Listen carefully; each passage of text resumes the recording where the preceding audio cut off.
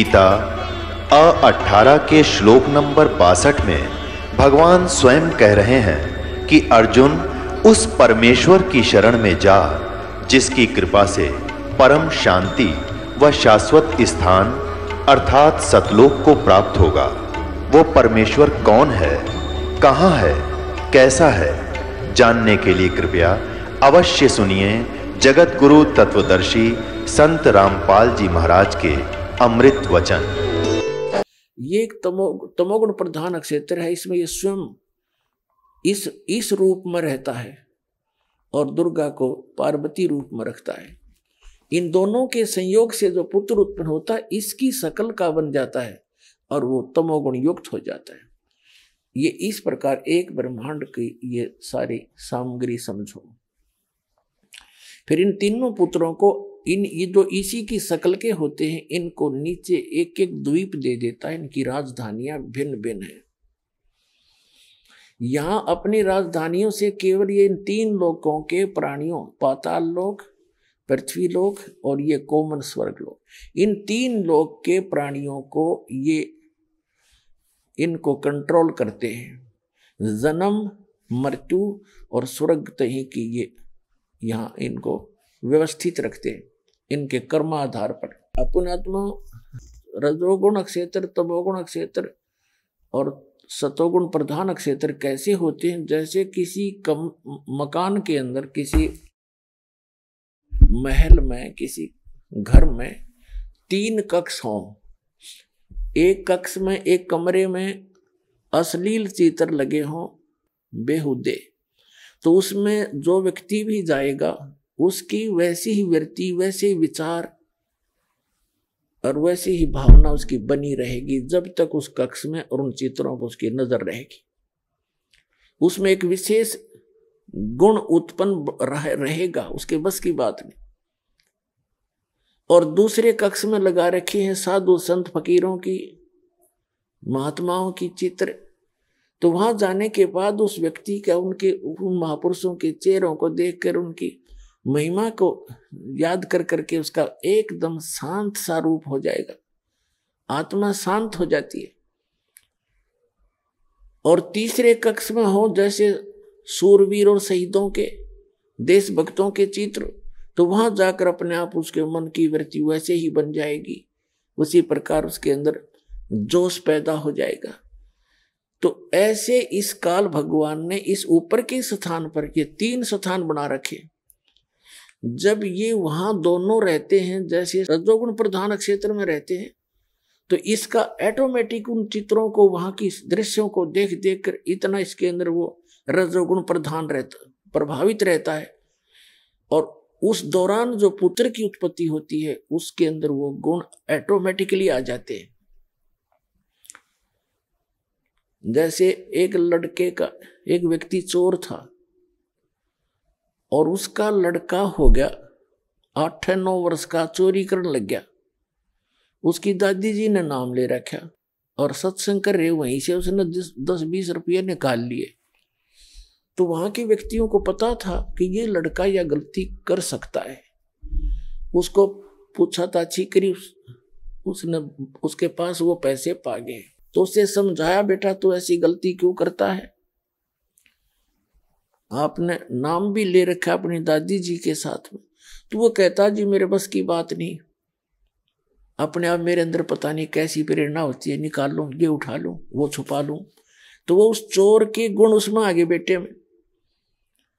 तो इसी प्रकार इस काल भगवान ने 3 स्थान बना रखे हैं। एक बार फिर देखिएगा, अब समझ में आएंगे आपके। ये स्थान है ब्रह्मांड का सबसे ऊपर का स्थान है। ये ब्रह्मलोक में भी सबसे ऊपर है और ब्रह्मांड का भी ऊपर है ये। तो ये स्थान है, ये रजोगुण प्रधान क्षेत्र है। ये देखने में थोड़ा स्थान बनाना पड़ता है, लेकिन ये हजारों लाखों किलोमीटर तक का है। अक्सर बड़े बड़े बाग बगीचे, बड़ी ऐसे वहाँ की स्थिति है। तो ये स्वयं ब्रह्मा रूप बना लेता है ऐसा ये काल भगवान। और दुर्गा को सावित्री रूप में रखता है। इन दोनों के संयोग से जो पुत्र उत्पन्न होता है वो ऑटोमेटिकली रजोगुण युक्त होता है, इसी के सिर ऐसे ही स्वरूप बन जाता है और ऐसे ही चतुर्मुखी हो जाता है, पंचमुखी। और फिर दूसरा सतोगुण प्रधान क्षेत्र है, इसमें स्वयं विष्णु रूप धारण करके रहता है, दुर्गा को लक्ष्मी रूप में रखता है, इसको महालक्ष्मी भी कहते हैं अज्ञानता के कारण। तो इस स्थान पर इन दोनों का जैसा भी स्वभाव रहेगा वैसा ही पुत्र का स्वभाव बनेगा, वो सतोगुण युक्त हो जाता है। और तीसरा ये तमोगुण युक्त है स्थान है, यहाँ पर स्वयं ये ऐसे रूप में रहता है, ये काल भगवान, और पार्वती को गिरजा रूप में रखता है, उमा रूप में रखता है, पार्वती रूप में रखता है। इन दोनों के संयोग से जो पुत्र उत्पन्न होता है वो ऑटोमेटिकली तमोगुण युक्त हो जाता है। इन तीनों पुत्रों को तीनों स्थानों पर उत्पन्न करके, और ये इन तीनों को तब तक कोमा में रखते हैं, अचेत रखते हैं, जब तक ये युवा ना हो जाए। और इस काल भगवान ने प्रतिज्ञा कर रखी है कि मैं कभी भी किसी को अपने वास्तविक काल रूप में दर्शन नहीं दूंगा, ये मेरा अटल घटिया विधान है। इसलिए ये किसी भी साधक को जब साधना करते हैं ये ऋषि महर्षि, तो किसी को ब्रह्मा के रूप में दर्शन देता है, किसी को विष्णु जी के रूप में, किसी को शिव जी के रूप। तो वह ऋषि महर्षि भूल से ये मान बैठे कि ये जो ब्रह्मा विष्णु महेश काल के पुत्र हैं यही भगवान हैं, ये अपने आप को छुपाए बैठे हैं। हमने साधना की, समाधि दशा में इन्हीं के दर्शन हुए, ये खुद मालिक है। तो ये एक अज्ञान धारणा हमारे हिंदू समाज में, सनातन धर्म में फैलेगी, घर करेगी। अब इस अज्ञान को हटाने के लिए स्वयं परमात्मा आते हैं, अच्छी आत्माओं को मिलते हैं, उनको सचखंड सतलोक लेकर जाते हैं, फिर वहां से वापस छोड़ते हैं। जब ये बच्चे युवा हो जाते हैं तीनों, उसके बाद ब्रह्मा जी को कमल के फूल पर रख देते हैं अपनी सिद्धि से, और विष्णु जी को शेष नाग की सैया पे, और शिव जी को कैलाश पर्वत पर। फिर इन तीनों को सचेत कर देते हैं, सचेत होकर फिर इन तीनों को इकट्ठा कर देते हैं। घूमते फिरते ये कोई ना कोई कारण बना के इकट्ठे हो जाते। फिर आकाश से दुर्गा इनको कहती है कि तुम तीनों बच्चे, तीनों जने अपने अपने कार्य में तत्पर हो जाओ। फिर ये पूछते हैं कि हमारा क्या कार्य है माता, और हम यहाँ जहाँ हम खड़े हैं तो सब जगह जल ही जल है, कोई पृथ्वी दिखाई नहीं देती है। फिर ये दुर्गा उस काल के आदेश से इनको सत्य नहीं बताती है और इनको ऐसे ही भ्रमित रखती है, क्योंकि इसने दुर्गा को प्रतिज्ञा दिला रखी है कि मेरी जानकारी किसी भी प्राणी को नहीं होनी चाहिए। और ये इसके डर के मारी सत्य नहीं बताती किसी को, और जिस कारण से उस सत्य को बताने के लिए स्वयं परमेश्वर को आना पड़ता है। ये झूठा लोग, या झूठ जल्दी सफल होती है कुछ दिनों के लिए, और सत्य कोई कहने लगता है उसका विरोध इतना हो जाता है, वही जाने जिसके साथ हुआ बीता है।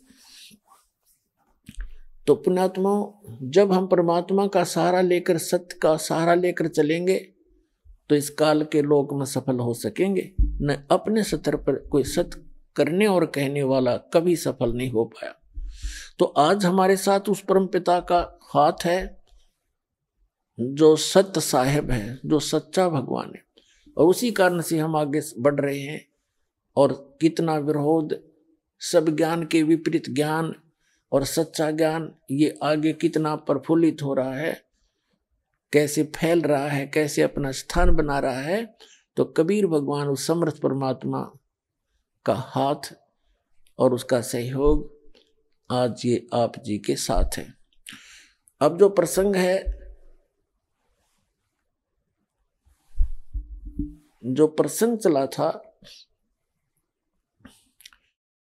गीता अध्याय नंबर 15 के श्लोक नंबर 16 और 17 में 3 पुरुष हैं, 3 प्रभु हैं, एक सरपुरुष एक अक्षर पुरुष। ये देखिएगा श्रीमद् भगवत गीता और जयदयाल गोविंद का इसके अनुवादक है। ये देखिएगा अध्याय नंबर 15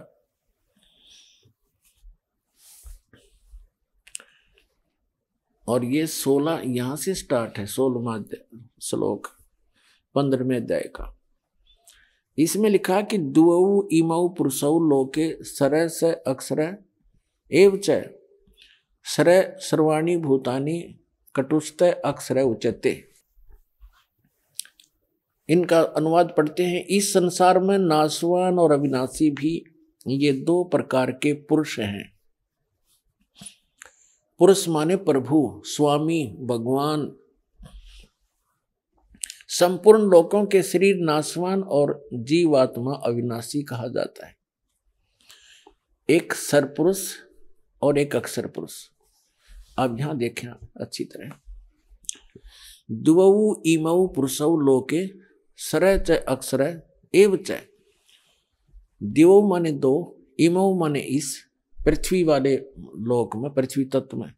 पृथ्वी ये अकेला पृथ्वी लोक नहीं है, जितने भी इस अन्य जैसे चांद है या अन्य जो ग्रह हैं, ऊपर के स्वर्ग आदि लोक हैं, ये सभी, और वो 7 संग ब्रह्मांड जो अक्षर पुरुष के हैं, ये सभी पृथ्वी तत्व से पृथ्वी वाले लोक कहे जाते हैं।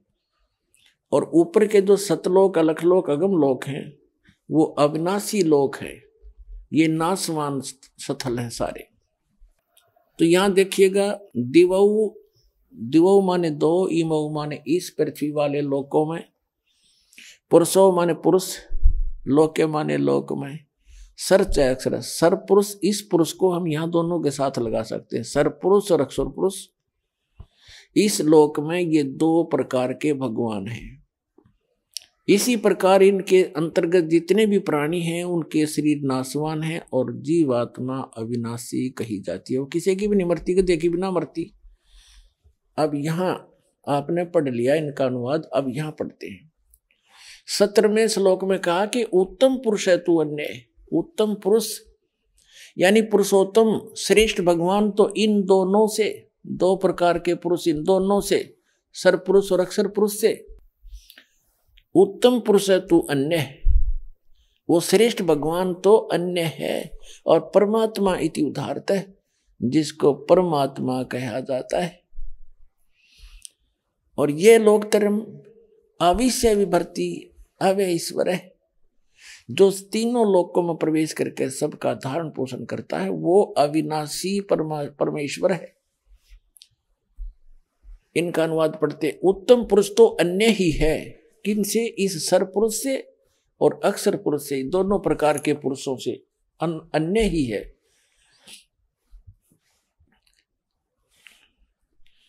अन्य ही है जो तीनों लोकों में प्रवेश करके सबका धारण पोषण करता है। अविनाशी परमेश्वर परमात्मा इस प्रकार कहा गया है। अब इससे क्या सिद्ध हो गया? 3 पुरुष हैं, एक सरपुरुष, एक अक्षर पुरुष और एक इससे, इन दोनों से अन्य। वो परम अक्षर पुरुष कहो, उसे परम अक्षर ब्रह्म कहो, ये भी कंसेप्ट क्लियर करते हैं। अपनात्मा 7वें अध्याय के 29वें श्लोक में, अध्याय नंबर 7,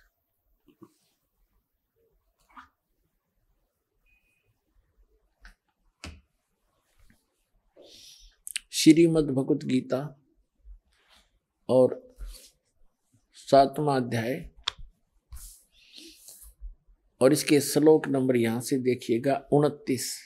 यहां इसमें लिखा है कि जरा मरण मोक्षाय माम आश्रित यतन्ति ये ते ब्रह्म तत्विदु कृष्णम अध्यात्म कर्म च अखिलम।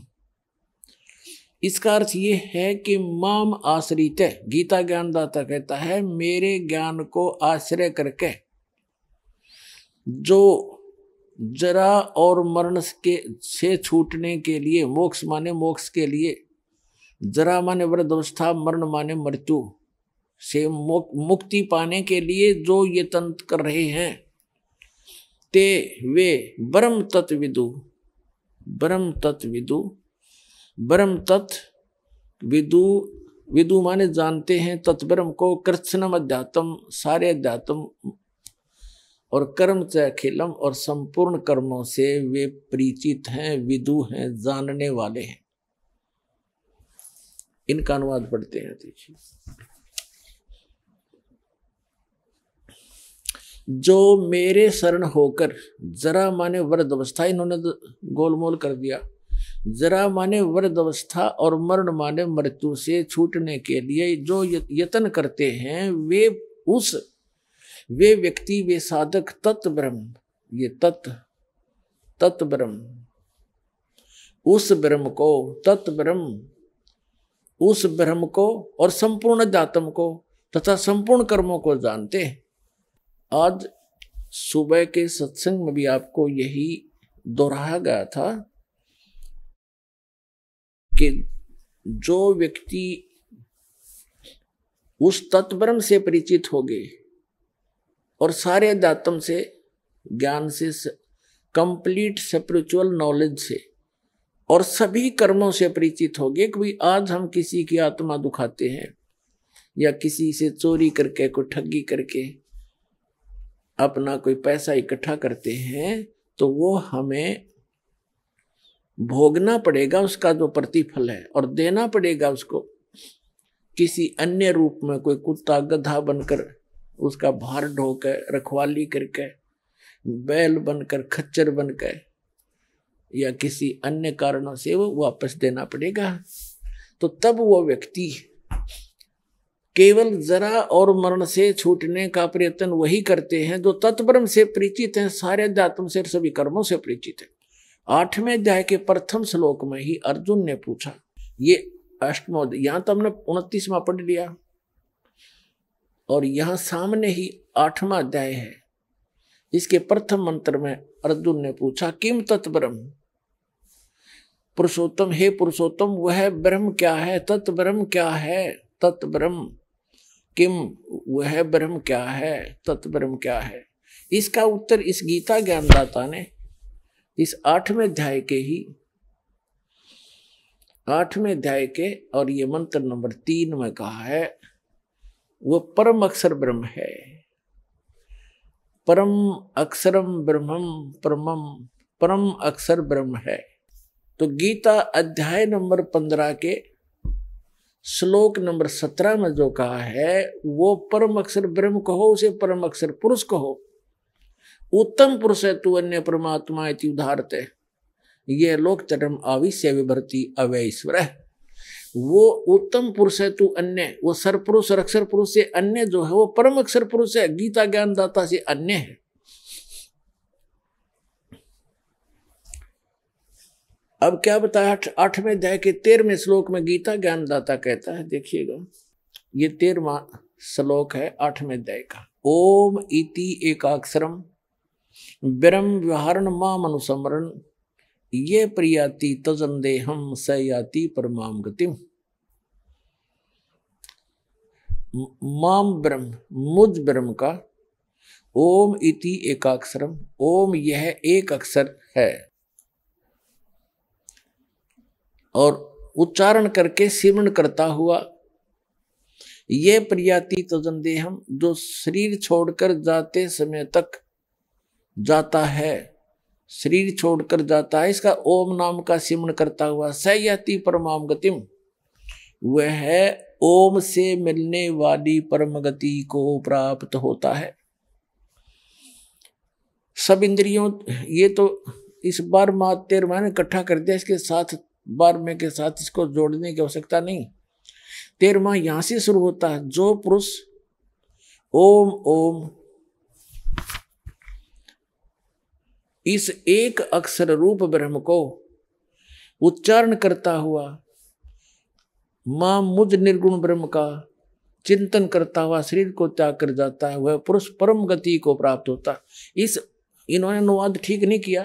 ओम के जाप से कौन सी गति होती है? ब्रह्म लोक प्राप्त होता है। पुण्यात्माओं,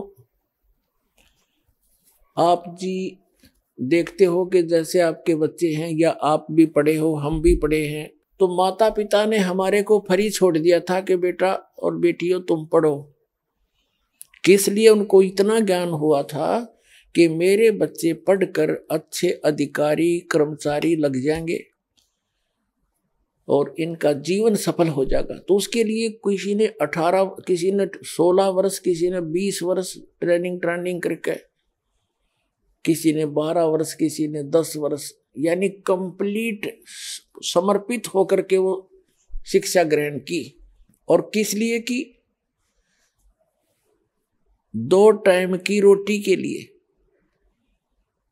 और कार और कोठी के लिए। और ये अंत में ना ये कार कोठी साथ जाती है, और जिस परिवार को हम सुखी देखना चाहते हैं भगवान की भक्ति के बिना, हम अटकलबाजी लगाकर बेशक जी रहे हैं, पर कोई प्रोटेक्शन नहीं है आपके पास। जब तक आप कबीर परमात्मा की शरण में नहीं आते हो, इनकी शरण में आने के बाद फिर आपको प्रोटेक्शन भी मिलेगा। तो कहने का भाव दास का यह है कि आप जी कितना समय लगाते हो और किस लिए? एक पेट के लिए, ओनली निर्वाह के लिए। चाहे बिजनेस में लगो तो भी शिक्षा मानते हो, शिक्षा होनी चाहिए, या कोई अधिकारी कर्मचारी बनो। और वो क्या है बस कभी भी मृत्यु हो जाती है। एक व्यक्ति इकलौता पुत्र उसका, और उसने उसको बहुत अच्छा पढ़ाया, उसने HCS में सिलेक्ट हो गया, SDM लग गया, विवाह की तैयारी थी, 27 साल का लड़का था, विवाह के 10 दिन रह रहे थे, अपनी ही कार में आ रहा था, एक जोटा बुग्गी से टकरा गया और एट द स्पॉट ही मर गया, खत्म हो गया। वह 20-25 साल की वह पढ़ाई भाड़ में गई और कैर टूट गया न्यारा। और अब जो आप समय लगाओगे इस मालिक की चर्चा पढ़ने में, सुनने में, भक्ति करने में, आपको यहाँ भी सहारा देगा और आपका सदा के लिए सुख हो जाएगा, सतलोक चले जाओगे। आपको वो स्थान मिलेगा जैसे कि आप यहाँ शिक्षा ग्रहण करके एक छोटा सा रोजगार चाहते हो, अच्छी कोठी हो जा, गाड़ी हो जा, मस्ती मारे कितनी, और उस मस्ती का पता नहीं सेकंड के बाद क्या हो जाए। उसकी तरफ परमात्मा आपको डाइवर्ट करना चाहता है, क्योंकि अब आप शिक्षित हो गए, हमारे सदग्रंथ हमारे पास है। अब जो निर्णय करने दास जा रहा है, भावदास का कहने का यह है कि आप जी इसमें समय बढ़ाओ भगवान की तरफ, और इसके साथ आपके अन्य काम भी सफल होंगे, आपकी शिक्षा भी सफल होगी, आपकी रोजी रोटी का काम भी, कार्य भी जो है वो परमात्मा ही सफल करेगा। अब देखो, राजा भी जब अपने कर्तव्य से, अपने प्रयत्न से थक जाता है तो परमात्मा से अरदास करने जाता कहीं ना कहीं, और वो परमात्मा आपके साथ रहेगा तो 2 रोटी का तो झगड़ा आपका कति खत्म हो जाएगा। आपको जबरदस्ती देगा और पता नहीं कित का दे देगा, पर आपने थोड़ा सा समय भगवान की तरफ लगाना पड़ेगा। अब जो आपको कंसेप्ट क्लियर करना जा रहा है कि गीता अध्याय नंबर 8 के श्लोक नंबर 13 में कहा है, ओम इति एकाक्षरम ब्रह्म व्यवहारण माम अनुस्मरण ये परियाति तजंदेहं स याति परमाम गतिम। मुझ ब्रह्म का एक ओम अक्षर है, उच्चारण करके सिमरण करता हुआ ये परियाति तजंदेहं, जो शरीर त्याग कर जाता है, स याति परमाम गतिम, वो ओम से मिलने वाली परम गति को प्राप्त होता है। इसमें ओम अक्षर ही है। तो अब गीता श्रीमद् देवी भागवत यानी देवी पुराण में देवी कंसेप्ट क्लियर करेगी। हिमालय राजा को ज्ञान देते हुए, ब्रह्म का स्वरूप बताते हुए कैसे निर्णय दे रही है, सुनिएगा, पढ़िएगा। ये है श्रीमद् देवी भागवत, गीता प्रेस गोरखपुर से प्रकाशित है।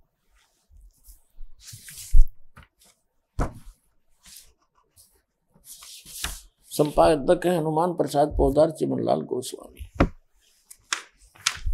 और ये यहां से प्रकाशित है।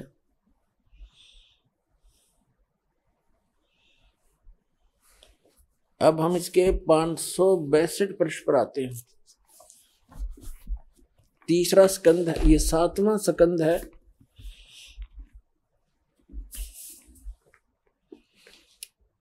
और 562 पृष्ठ है। यहाँ पर है देवी के द्वारा हिमालय को ज्ञानोपदेश, ब्रह्म स्वरूप का वर्णन। देवी जी हिमालय राजा को ज्ञान दे रही है। श्री देवी जी ने कहने लगी, पर्वतराज, उस ब्रह्म का क्या स्वरूप है यह बतलाया जाता है, जो प्रकाश रूप, सबके अत्यंत समीप में स्थित, हृदय रूप गुहा में स्थित होने के कारण गुहातर नाम से प्रसिद्ध। यहाँ आते आते यहाँ आ जाते हैं। वह यह परम सत्य और अमृत अविनाशी तत्व है। सौम्य, उस वेदने योग्य लक्ष्य को तुम वेदन करो, मन लगाकर उसमें तन्मय हो जाओ। सौम्य, उपनिषद में कथित महान अस्त्र रूप धनुष लेकर उस पर उपासना द्वारा तीक्ष्ण किया हुआ बाण संधान करो, और फिर भावानुगत चित्त के द्वारा उस बाण को खींचकर उस अक्षर रूप ब्रह्म को लक्ष्य बनाकर वेदन करो। प्रणव माने ओम धनुष है, जीवात्मा बाण है, ब्रह्म को उसका लक्ष्य कहा जाता है। यहां देखिए, उस एकमात्र परमात्मा को ही जाने, दूसरी बात सब छोड़ दें। यही अमृत रूप परमात्मा के पास पहुंचाने वाला पुल है। संसार समुद्र से पार होकर अमृत स्वरूप परमात्मा को प्राप्त कराने का यही सुलभ साधन है। इस आत्मा का ओम के जप के साथ ध्यान करो, ओम का जाप करो। इससे अज्ञान में अंधकार से सर्वथा परे, संसार समुद्र से पार जो ब्रह्म है उसको पा जाओगे। ओम का जाप करने से ब्रह्म की प्राप्ति होती है, क्योंकि ये ब्रह्म का मंत्र है। तुम्हारा कल्याण हो, वो कहाँ रहता है? यह वह यह सबका आत्मा ब्रह्म, ब्रह्मलोक रूप दिव्य आकाश में स्थित है। ओम के जाप से ब्रह्म की प्राप्ति होती है, ब्रह्म रहता है ब्रह्मलोक में। अब ये सिद्ध हो गया कि जैसे गीता अध्याय नंबर 8 के श्लोक नंबर 13 में जो ये कहा है कि ओम इति एकाक्षरम ब्रह्म व्यवहारण माम अनुस्मरण, इससे स्पष्ट हो गया कि मुझ ब्रह्म का ओम यह एक अक्षर है, नथिंग एल्स, और इसके अतिरिक्त कुछ नहीं है। और व्यवहारण अनुस्मरण, उच्चारण करके सिमरन करता हुआ ये प्रयाति तजन देहम स याति परमाम गतिम। ये देखिएगा। अब हम आगे गीता अध्याय नंबर 8 के, श्रीमद् भगवद गीता अध्याय 8 के श्लोक नंबर 13 में ओम इति एकाक्षरम ब्रह्म व्यवहारण मानो समरण, माम ब्रह्म, मुझ ब्रह्म का ओम इति एक अक्षर, ओम यह एक ओम अक्षर है। और व्यवहारण माने उच्चारण करके, अनुसमरण माने सिमरण करता हुआ, ये प्रयाति तो जंदे हम जो शरीर त्याग कर जाता है, सयाति परमाम गतिम। ये अंडरस्टूड है कि ओम से मिलने वाली जो परम गति है वो प्राप्त होगी, और वो आपके समक्ष हो ही गया। श्रीमद् देवी भागवत में श्री देवी जी ने हिमालय को बता ही दिया। ओम नाम का जाप करो, ब्रह्म को पाने का उद्देश्य रखो, उससे पा जाओगे, वो ब्रह्म लोक में रहता है। अब देखो गीता अध्याय नंबर 8 के श्लोक नंबर 16 में देखिएगा।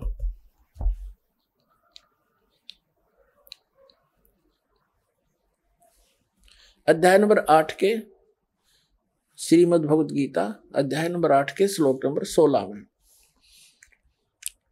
हे अर्जुन, ब्रह्मलोक पर्यंत सब लोग पुनरावृत्ति में हैं।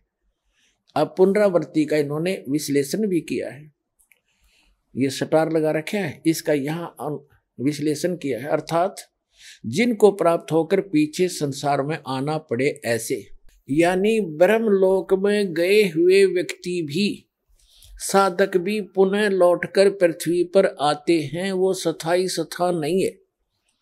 इन्होंने आगे थोड़ी सी गड़बड़ी कर रखी है। देखिएगा इसी में 16वें श्लोक में, हे अर्जुन, ब्रह्मलोक पर्यंत सब लोग पुनरावृत्ति में हैं, परंतु हे कुंती पुत्र, मुझको प्राप्त होकर पुनर्जन्म नहीं होता। अब ये बात इन अनुवादकर्ताओं ने गलती की है। यदि इसको सत्य माने, इसका ये अनुवाद सत्य माने कि मुझे प्राप्त होकर कभी पुनर्जन्म नहीं होता, श्लोक नंबर 12 अध्याय नंबर 4 का श्लोक 5 और 9, गीता अध्याय नंबर 10 का श्लोक नंबर 2, ये झूठे सिद्ध हो जाते, झूठे सिद्ध हो जाते हैं। जिसमें ये गीता ज्ञानदाता कहता है कि अर्जुन, तेरे और मेरे बहुत जन्म हो चुके हैं, तू नहीं जानता, मैं जानता हूं। देखिएगा, ये है श्रीमद् भगवत गीता अध्याय नंबर 2 का और श्लोक नंबर 12। न तो ऐसा ही है कि मैं किसी काल में नहीं था, अथवा तू नहीं था, अथवा ये राजा लोग नहीं थे, और न ही ऐसा है कि इससे आगे हम सब नहीं रहेंगे। यानी तेरा, मेरा और सब इनका जन्म मृत्यु पहले भी हुआ है, आगे भी होगा। और चौथे अध्याय के 5 और 9 में तो कंसेप्ट क्लियर कर रखे हैं। देखिए अध्याय नंबर 4 का और श्लोक नंबर यहाँ पर है, ये 5 नंबर, यहां से शुरू होता है। बहुनानी में वित्तानी वित्तानी जन्मानी तव च अर्जुन, तानी अहम वेद सर्वाणी न तोम वेथम वेतथ परंतम। इसका अर्थ यहाँ पर है, हे परंतम अर्जुन, मेरे और तेरे बहुत से जन्म हो चुके हैं, उन सबको तू नहीं जानता, मैं जानता हूं। ठीक है, अब फिर 9वें में देखो,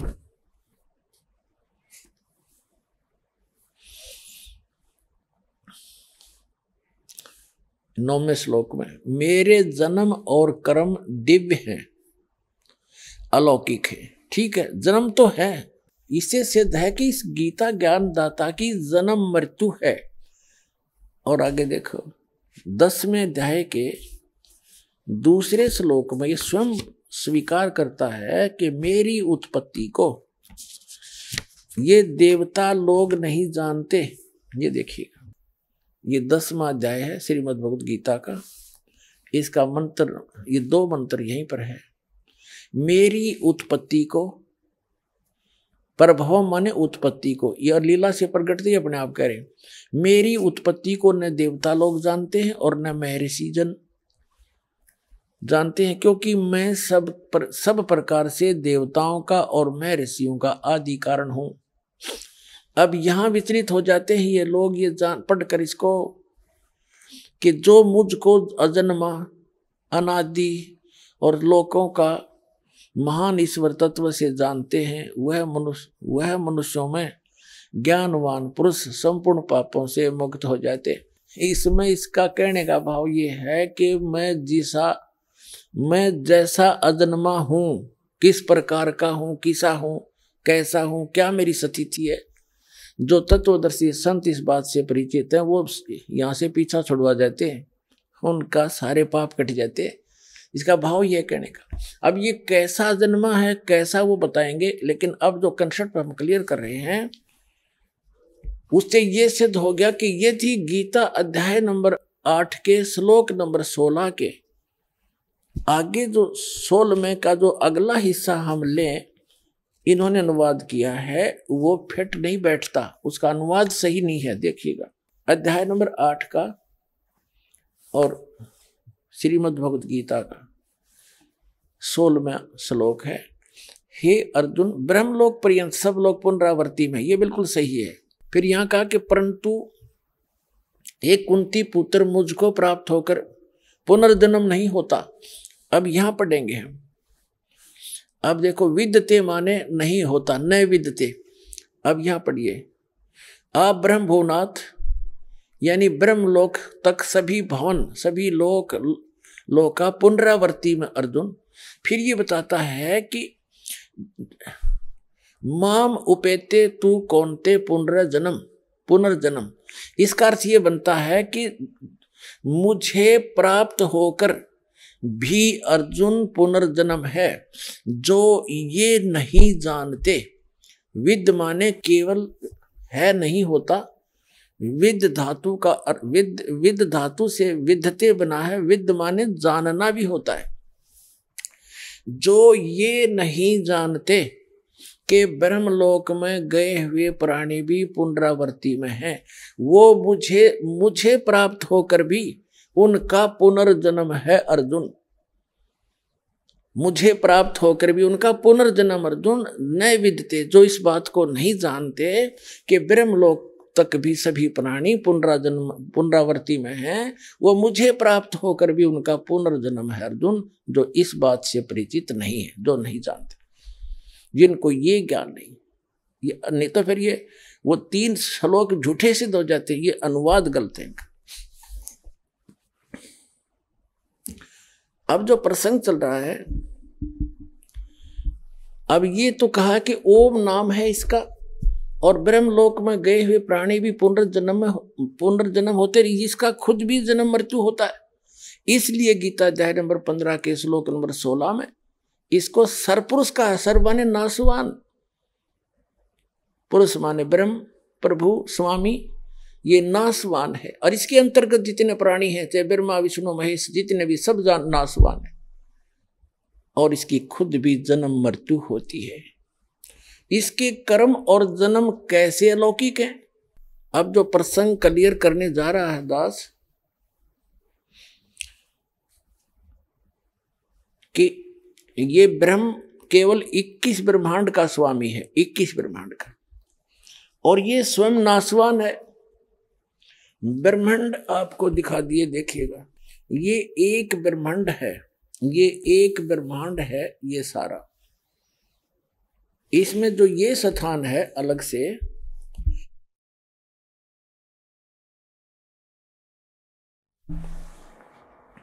इस ब्रह्मांड के अंदर एक ऐसा गुप्त स्थान है जहां परमेश्वर अन्य रूप धारण करके कबीर जी रहते हैं, जिसके विषय में इन ब्रह्मा विष्णु महेश और काल और दुर्गा को भी मालूम नहीं है। ये ऐसा गुप्त स्थान है ऐसे। अब ये एक ब्रह्मांड है, ये सारा एक ब्रह्मांड है।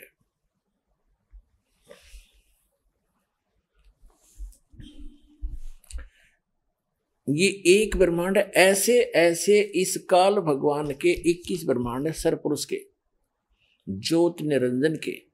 ये जो पूरा ब्रह्मांड आपने देखा, अब ये समझो एक गेंद है ये, और इसे ऐसे ऐसे 5 ब्रह्मांडों का इसने एक ग्रुप बनाकर महाब्रह्मांड बना रखे, और ऐसे ऐसे 4 महाब्रह्मांडों में 20 ब्रह्मांड रोक रखे हैं। इसकी अतिरिक्त 21वां जो ब्रह्मांड है उसने यहां बनाया अलग से। ये वैसे समझाने के लिए, लिखने के लिए स्थान लेना पड़ा, नहीं तो ये इसी आकार के है, समझो सारा ही ऐसा आकार इसका।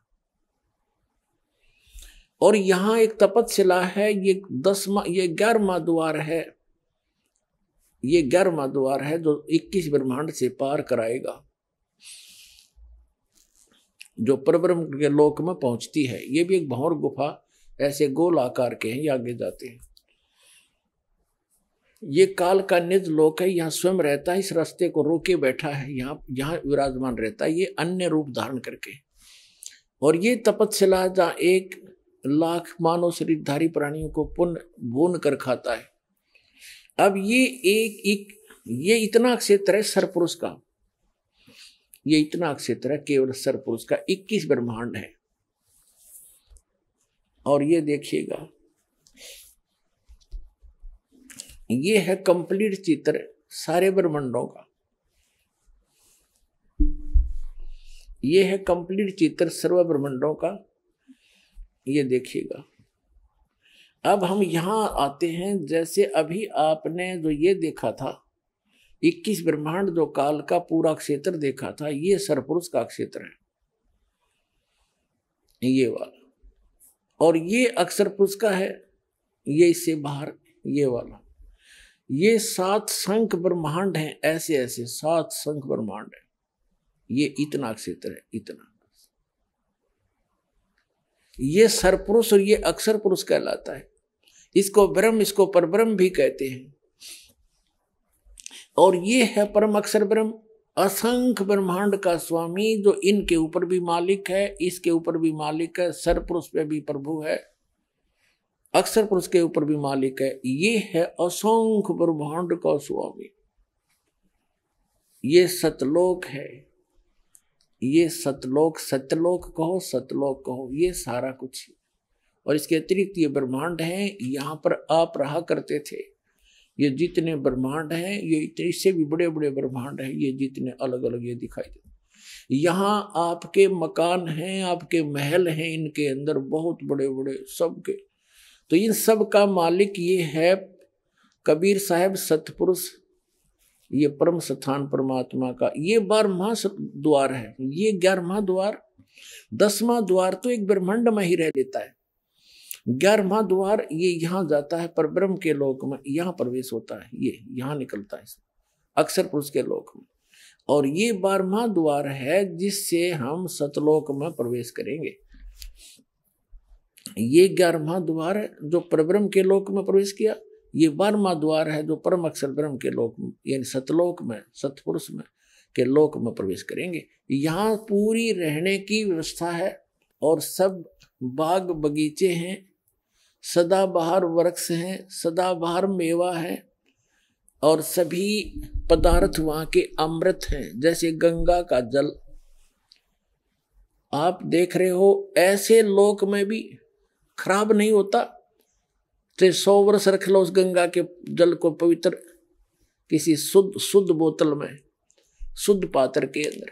तो ये सतलोक से चलकर आई है गंगा का वाटर, ये जल। एक परमात्मा ने एक सैंपल भेज रखा है सतलोक के पदार्थों का। तो वहाँ दूध, दही और जैसे जल, इन सब की सरोवर भरे हैं, वो कभी नष्ट नहीं होते। और सदाबहार वृक्ष से बड़े बड़े महल आपके वहाँ खाली पड़े हैं।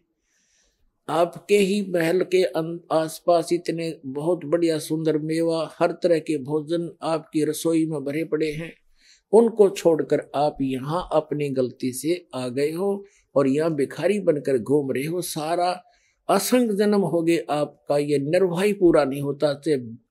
तुम आप देवता बन गए, वहाँ भी यही व्यवस्था देवताओं के। वहाँ भी ऐसे राजा हैं, छोटे राजा हैं, बड़े देवता हैं, आम जनता जो स्वर्ग में वहां चले जाते हैं वो ऐसे ही रहते हैं वहां पर, और उनकी भी जन्म मृत्यु होती रहती है। अब ये स्थिति आपके सामने स्पष्ट कर दी। अब हम सिद्ध करेंगे कि जैसे बिन साहेब की बंदगी कहीं ठोर ठिकाना ना, ब्रह्मा विष्णु महेश नासवान, और ये सरपुरुष नासवान, अक्षर पुरुष भी नासवान, ये गीता जी ने स्वयं स्पष्ट कर दिया।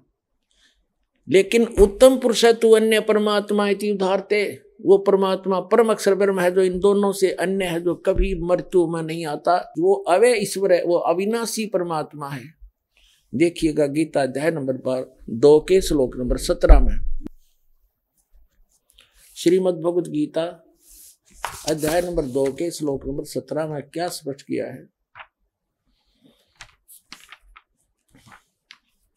गीता अध्याय नंबर 2 के श्लोक 12 में किसी ने स्वयं स्पष्ट कर ही दिया कि अर्जुन तेरे और मेरे बहुत जन्म हो चुके हैं।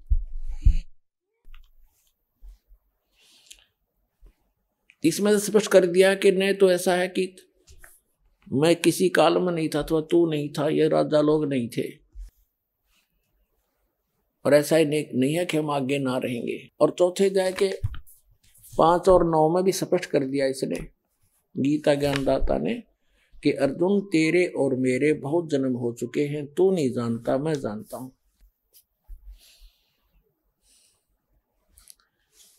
ये 5वां है, हे परंतम अर्जुन मेरे और तेरे बहुत जन्म हो चुके हैं, उन सबको तू नहीं जानता, मैं जानता हूं। और 9 में भी ऐसे कहा है, 4 के 9 में, मेरे जन्म और कर्म दिव्य हैं, ये याद रखना, जन्म और कर्म दिव्य हैं।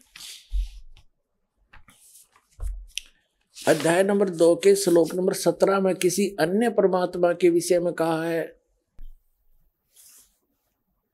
श्रीमद् भगवत गीता के। इसमें कहा है कि अब नाश रहित तो उसको जान जिससे ये संपूर्ण जगत व्याप्त है। इस अविनाशी का विनाश करने में कोई भी समर्थ नहीं है।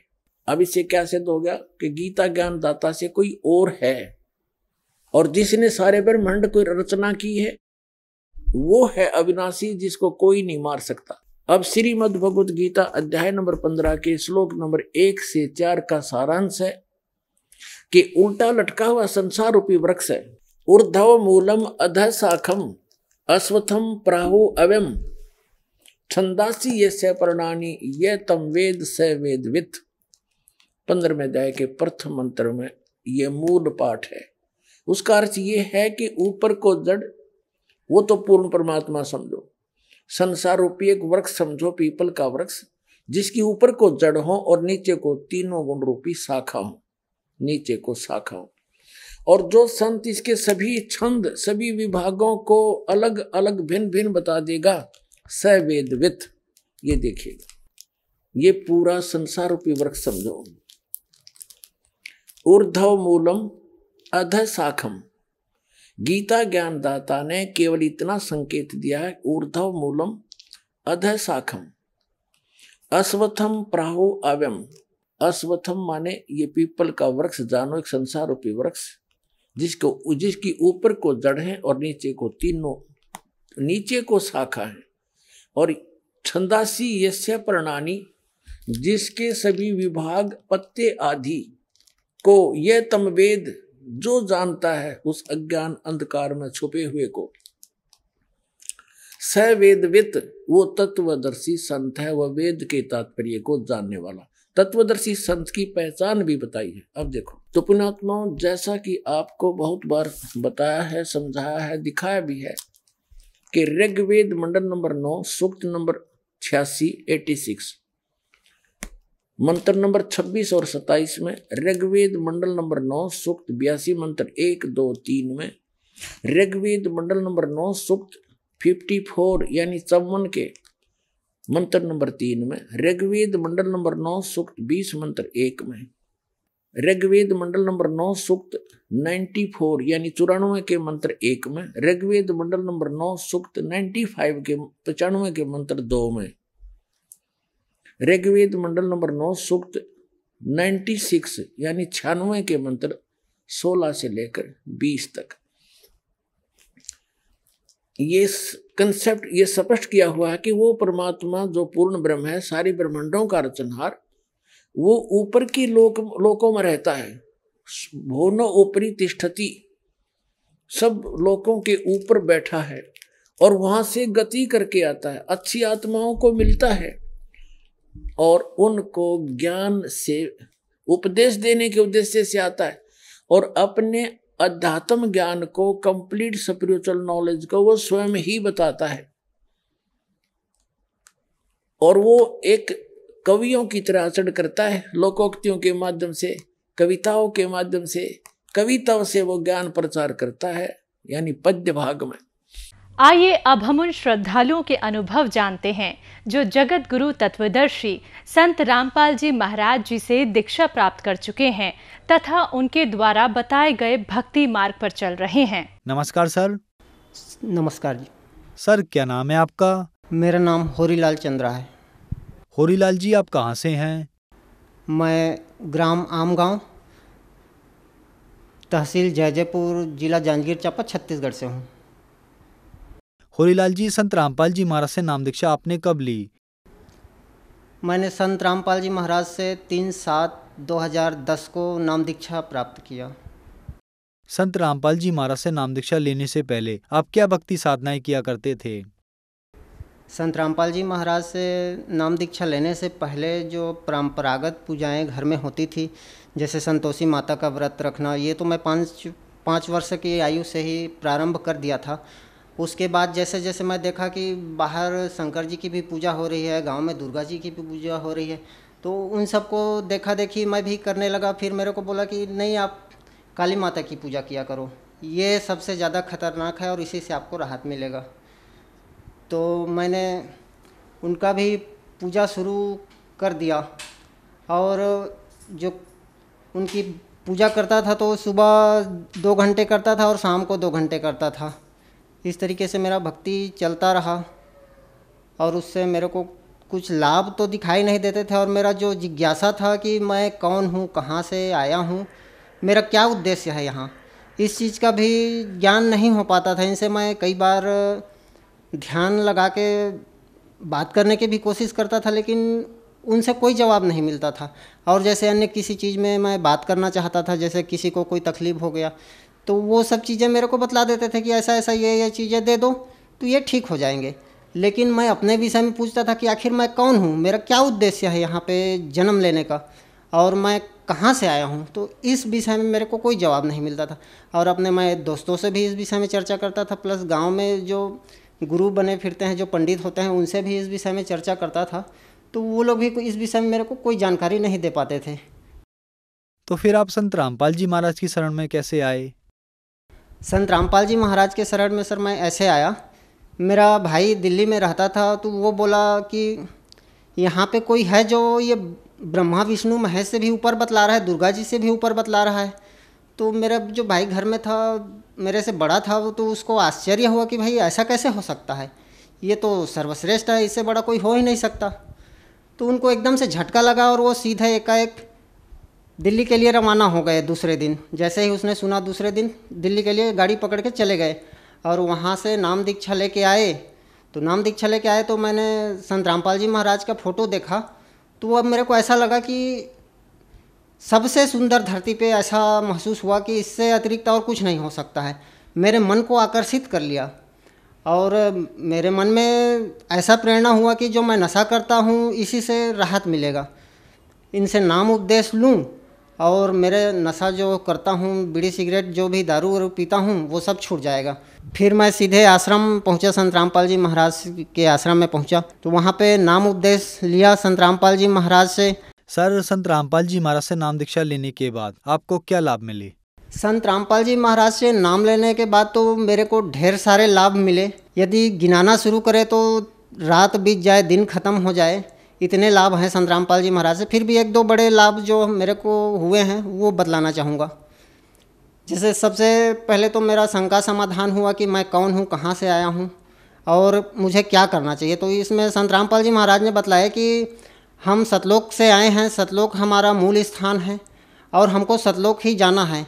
हम लोग काल के भक्ति को देख के उसके चक्कर में उलझ गए, इसलिए यहाँ आना पड़ा। तो सर्वप्रथम तो मेरे को ये लाभ मिला। उसके बाद जो है मेरा संत रामपाल जी महाराज जी ने मृत्यु को टाल दिया। मैं बारिश का टाइम था और झुग्गियों में रहा करता था, छोटे छोटे, जो चद्दर से बनी हुई थी। तो उसके छत से पानी टपक रहा था नीचे को, तो मैं छत में चढ़ गया उसको ठीक करने के उद्देश्य से। और वहाँ पे जो तार बिछा हुआ था उसमें करंट था, वो करंट मैंने दोनों हाथों से पकड़ लिया। तो दोनों हाथों से पकड़ा तब मेरे को से वो छूट ही नहीं रहा था, चारों तरफ से गीला था और चद्दर के ऊपर था और तार जो है हाथ से छूट नहीं रहा था। तो मेरे ध्यान में आया कि मैं जाप करूं जो संत रामपाल जी महाराज ने दिए हैं। तो जैसे ही मैंने संत रामपाल जी महाराज जी ने जो नाम दीक्षा दे रखे हैं उसका जाप करना शुरू किया तो एकदम से करंट जो है बंद हो गया। इससे मेरा मृत्यु टल गया। उसके बाद 2013 में अगस्त महीने में जब मेरी पत्नी को पेट में दर्द हुआ, वो गर्भ से थी, तो दर्द हुआ तो मैंने आसपास के लोगों से सलाह लिया कि अब मैं क्या करूं, पेट में तो दर्द हो रहा है और पेट में बच्चा भी है। तो वहाँ पे मेरे को प्राइवेट हॉस्पिटल के तरफ भेज दिए जो नज़दीक में था। तो वहाँ पे गया तो चेक वेक करके डॉक्टर लोग बतलाए कि कोई परेशानी नहीं है, घर ले जाओ, ठीक हो जाएगा, अभी बच्चा नहीं होगा। तो मैं घर लेके आ रहा था तो पेट में दर्द इतना हो गया मेरी पत्नी को कि उसको दूसरे हॉस्पिटल मेरे को ले जाना पड़ा। उस स्थिति में मैं गुड़गांव सिविल अस्पताल लेके गया तो वहाँ पे भर्ती कर लिए और भर्ती करने के 2 दिन बाद भी कोई रिजल्ट नहीं आ रहा था, केवल दर्द हो रहा था और डॉक्टर बोलते थे कि इसको बच्चा नहीं होगा, इसका दर्द ऐसे ही ख़त्म हो जाएगा, लेकिन दर्द ख़त्म नहीं हो रहा था। तो मैंने सदगुरु रामपाल जी महाराज जी से प्रार्थना करी, दंडवत लंबा लेट के, कि हे सदगुरु, मेरे ऊपर तो ऐसा परेशानी आ गया और मेरे पास इतना धन भी नहीं है कि कहीं और प्राइवेट अस्पताल में जाके बढ़िया से दिखा सकूं। यदि बच्चा होना ही है तो हो जाए और नहीं होना है तो फिर दर्द जो है ख़त्म हो जाए। तो इस तरीके से प्रार्थना किया। तो सुबह में दिन को सुबह लड़का हुआ। लड़का भी डॉक्टरों ने बतलाया कि ये तो 6.5 महीने का ही हो रहा है, इसको आईसीयू में भर्ती करना पड़ेगा और बचना भी बहुत मुश्किल है। तो मैं बोला ठीक है भर्ती कर दो, आईसीयू में भर्ती करना है। तो अब फिर उसके बाद बोले कि इसका तबीयत बहुत ज़्यादा ख़राब होता जा रहा है, अब जिसको मानते हो जिसको जानते हो उससे दुआ दवा करते रहो, तभी बचने का कोई उपाय है। तो मैंने अपने सद्गुरु रामपाल जी महाराज से प्रार्थना करी कि हे परमात्मा, मेरे को लड़का हुआ है और वो आईसीयू में भर्ती है, तो आप कुछ दया कीजिए परमात्मा। तो संत रामपाल जी महाराज जी ने बोले कि बेटा भक्ति करते रहो, परमात्मा दया करेंगे। तो फिर मैंने दंडवत मारा और बंडी छोड़ के जयकारे बुलाए। तो फिर उसके बाद धीरे धीरे आराम होना शुरू हो गया और हफ्ते भर के अंदर ही हम लोग को वहाँ से हॉस्पिटल से छुट्टी मिल गया और लड़का स्वस्थ हो गया। जबकि डॉक्टरों का ये कहना था कि लड़का बचेगा ही नहीं, बिल्कुल इसका मरना फिक्स है, क्योंकि 6.5 महीने में यदि बच्चा हो जाए तो उसका बचना बहुत मुश्किल है। यहाँ तक कि केसेस ऐसे आते हैं तो वो बचते ही नहीं है, इस टाइप के डॉक्टर कह रहे थे। बाकी परमात्मा ने दया करी और सद्गुरु रामपाल जी महाराज की असीम कृपा हुई मुझ पर, जो मेरा लड़का आज बिल्कुल स्वस्थ है। उसके अतिरिक्त मेरी पत्नी को पेट में दर्द हो गया। पेट में दर्द हुआ तो डॉक्टरों को दिखाए। डॉक्टरों का कहना था कि इसको पथरी हो सकती है। और फिर हम लोग अल्ट्रासाउंड के लिए गए तो अल्ट्रासाउंड में कुछ भी नहीं निकला। अल्ट्रासाउंड में कुछ नहीं निकला तो हम लोग को बड़ा आश्चर्य हुआ कि भाई अल्ट्रासाउंड में तो कुछ भी नहीं है। डॉक्टर कह रहे थे पथरी होगा और दवा भी दे रहे हैं, इलाज भी चल रहा है, फिर भी राहत नहीं हो रहा है। फिर राहत नहीं मिला, काफ़ी लगभग 2 हफ्ते दवा खाने के बाद भी आराम नहीं हुआ। तब जाके सद्गुरु रामपाल जी महाराज जी से अरदास किए, प्रार्थना लगवाए। तो प्रार्थना में बोले कि बेटा भक्ति करते रहो, परमात्मा दया करेंगे। फिर भक्ति करते रहे तो 2-4 दिन और दवा खाई मेरी पत्नी ने। फिर उसके बाद राहत मिलना शुरू हो गया और इस तरीके से उसके पेट का दर्द समाप्त हो गया। और मेरी पत्नी को बचपन से ही सर्दी के मौसम में फोड़े हो जाते थे पैर में। जैसे सर्दी आता था उसके पैर में फोड़े होना शुरू हो जाता था और उससे वो उसका चलना फिरना भी बंद हो जाता था, चल फिर नहीं पाती थी। बिस्तर में ही ज़्यादा समय पड़ी रहती थी, हल्का फुल्का बिस्तर से उतरना होता था सर्दी के मौसम जैसे ही आता था। तो इस बीमारी से भी परेशान थे, इलाज भी काफ़ी कराए थे, दिल्ली के एम्स तक के भी गए थे उसके लिए, लेकिन वहाँ भी डॉक्टरों ने चर्म रोग संबंधित दवा दिए, उससे भी हम लोग को राहत नहीं मिला।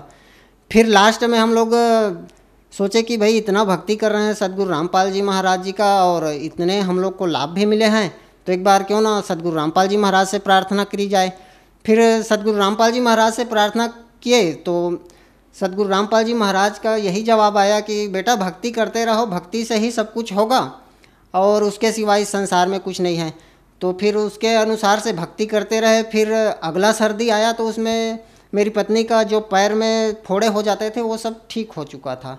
उस सर्दी में फिर पैर में फोड़े नहीं हुए जी। ये जो रिपोर्ट है वो डॉक्टरों का कहना था कि पथरी होगा, लेकिन अल्ट्रासाउंड कराए तो इस रिपोर्ट में कुछ नहीं आया, बिल्कुल खाली है, सामान्य स्थिति है। ये संत रामपाल जी महाराज की ही कृपा है जिससे ये खाली है और हम लोग को राहत भी मिला इस चीज़ से। धन्यवाद सर। धन्यवाद जी।